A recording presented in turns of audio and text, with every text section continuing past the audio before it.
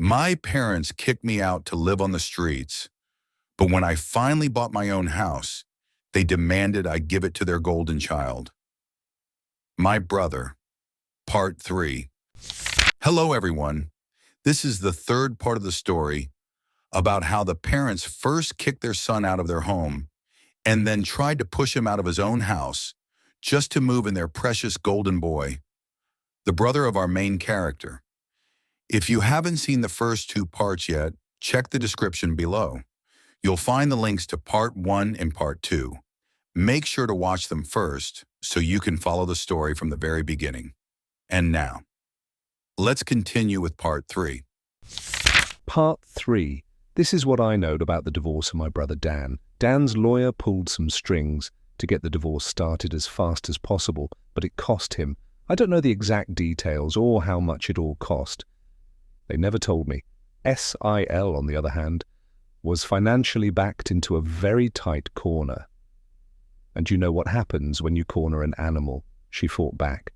But the law wasn't on her side, and neither were her dwindling finances. Her parents had to pay for a lawyer, and not a very good one either. And then she actually brought her affair partner to court to testify on her behalf. This guy was a real piece of work, a bronze tongue, a charming smile that he tried to use to his advantage. He claimed SIL had been wronged by an incompetent husband, which is why she sought the arms of another man. He claimed he was ready to take responsibility for the child he had fathered with SIL, but still insisted that SIL should be getting alimony from Dan to support herself and care for that child because Dan was still on the birth certificate at the time. Alimony should be one of his obligations. Dan told me this guy used big words and a charming smile, but seemed like an extra special kind of stupid. And coming from Dan, that's saying something. The judge wasn't swayed in the slightest.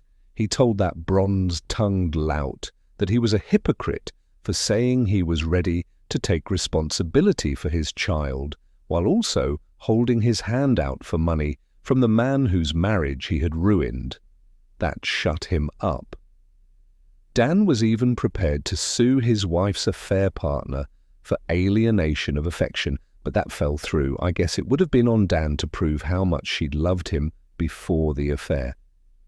But after her mask came off and we saw the real her, we weren't even sure if she'd ever loved him at all, or if she just loved having a meal ticket.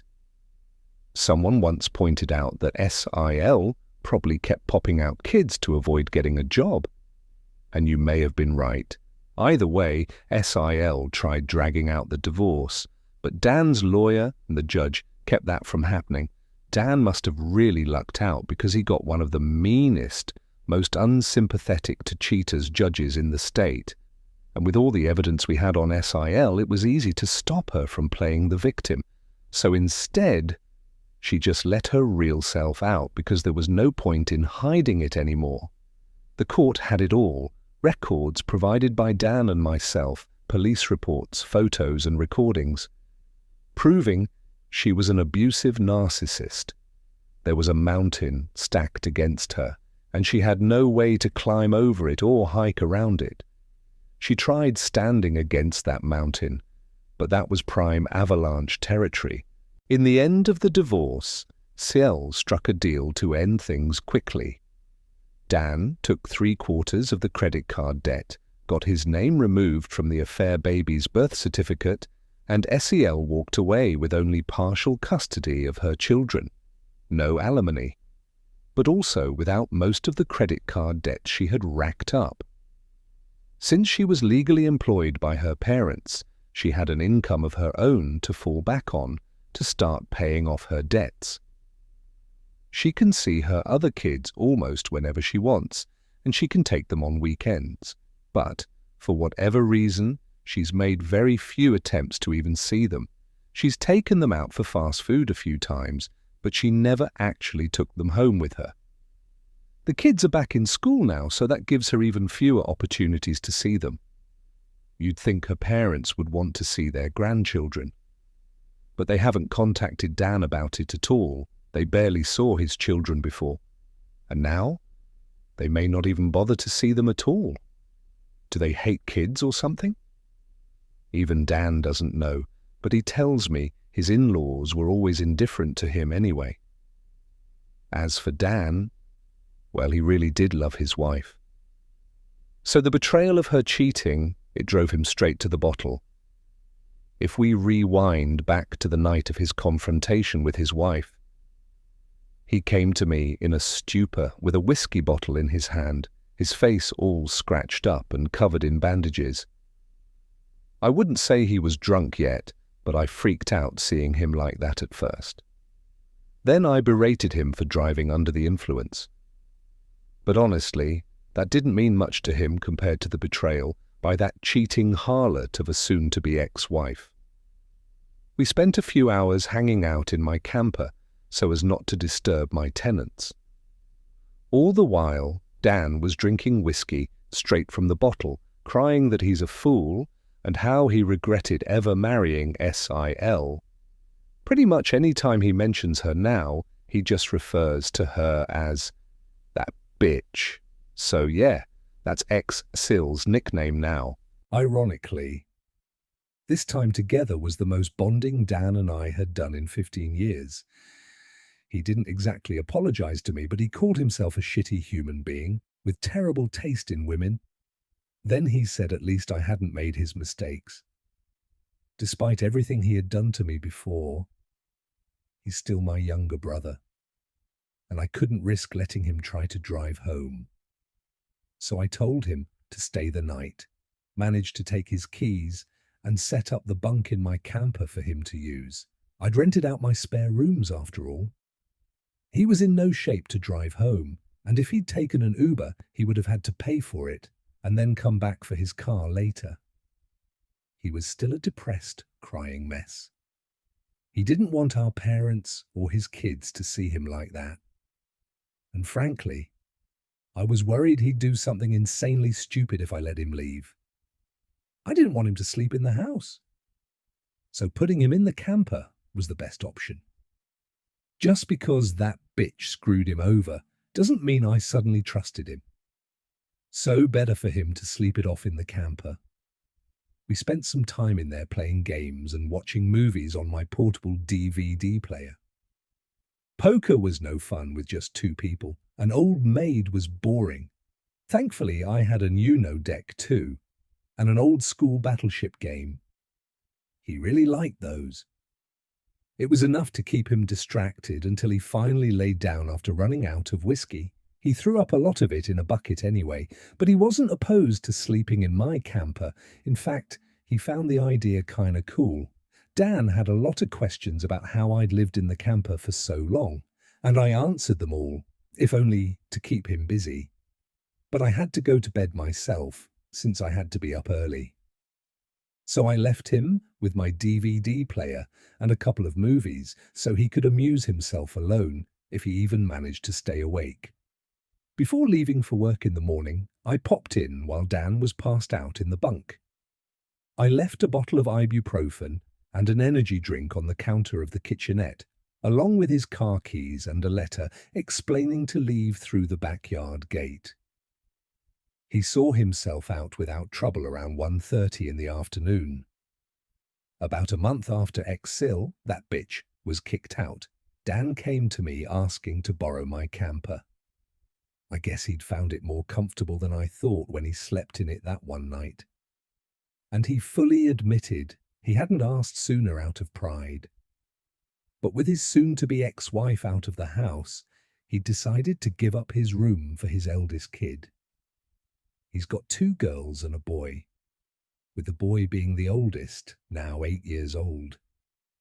The kids were all forced to share a room until that point. They had curtains up for the boys' half of the room, but he often slept on the couch to avoid his sisters. I know the poor kid was desperate for his own room. So I guess Dan finally decided to make a better decision as a dad and came to beg me to borrow my camper so his son could have his room. If he could have afforded it, he would have bought his own camper instead of relying on me. And he even said as much. I hadn't even had the chance to use the camper for actual camping yet. But I caved and let him use it, since it was for a good cause. He promised he'd buy his own in time anyway. No, I didn't ask for rent money for the camper. Dan is in enough of a financial hole as it is right now. Ex-Sil and the divorce drained him. And I've learned that I get far better results with family lately by not being spiteful. I loaded my camper up and set it down in my parents' backyard. My father even put in a 30-amp breaker so it would have enough power for Dan to run heat and AC when he needs it. I do miss the camper. After all that time living in it, it kind of felt like it was a part of me. But the only reason I loaned it out was for the sake of Dan's kids. Pretty much the only reason I still do anything for my parents or Dan is for the sake of those kids. I've bonded with them. And yes, I know I may not get the camper back for quite some time, and likely not in the same condition I lent it out in, but I warned Dan and my parents. They'll be financially responsible for any damage as well as its upkeep for as long as they have it. I also took many time-stamped pictures and videos of the camper, inside and out, before lending it out so I can prove its condition before it left. Dan even recorded a video with me agreeing to my terms, so that's as good as a contract. With the financial drain of the divorce, Dan's not going to be able to get a place of his own for years, I'll bet, though he seems to have no complaints about living in the camper, at least not to me. But I don't know if he actually likes it or if he's just putting up a front. Maybe it reminds him of the backyard forts we had as kids, since that's how it felt with me sometimes. Either way, he's living in it now. I did get some major props from the extended family for letting him borrow it too. I'm now referred to by a lot of them as the good brother Dan doesn't deserve. Either way, I think getting rid of SIL was a great first step in mending the family as a whole.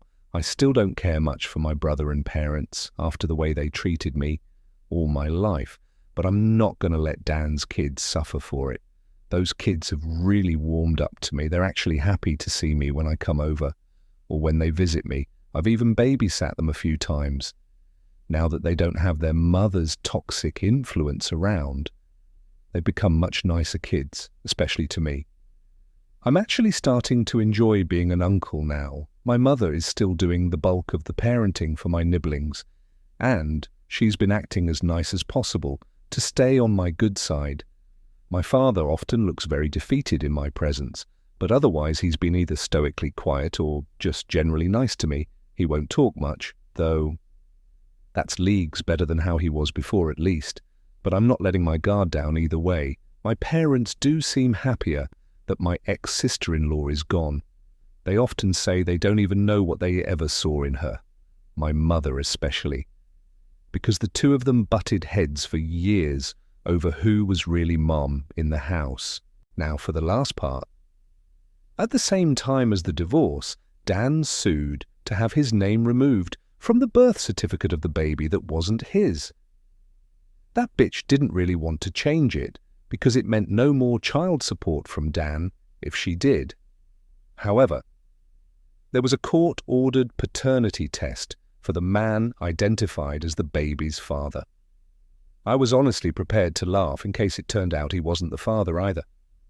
But he was. Dan's lawyer had a long talk with ex-Sil's lawyer. Ex-Sil had no leg to stand on, and Dan was ready to go to bat to make her situation even worse.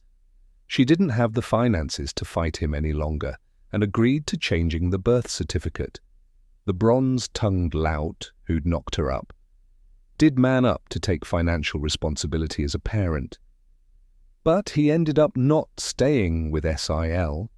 He actually contacted Dan through his lawyer just to say he'd broken up with that bitch and that he wouldn't bother him again. I checked the social media of that guy after Dan linked me to it, and the lout was upset that now he's financially responsible for a child he never planned to have, He kept whining that he's too young for this. Guys, from what Dan's lawyer was able to find out, that man is just over 40. Sure, he looks younger than he is, but he's by no means a young man. Shortly after that, he put his online profile on private. Ex-Essil did the same with hers a long time prior, so I've got no more information left to give. This may be the end. Ex-Sil is finally out of our hair. My parents and brother have actually made a real effort to be better people. I'm surprisingly happy as an uncle. And most importantly, my house is still my house. And with that, this trilogy comes to an end. What do you think? Be sure to share your thoughts in the comments. How did you feel about this story and about this format in general? Don't forget to support us with a like and a subscription, and we'll see you in the next video. Thank you for being with us.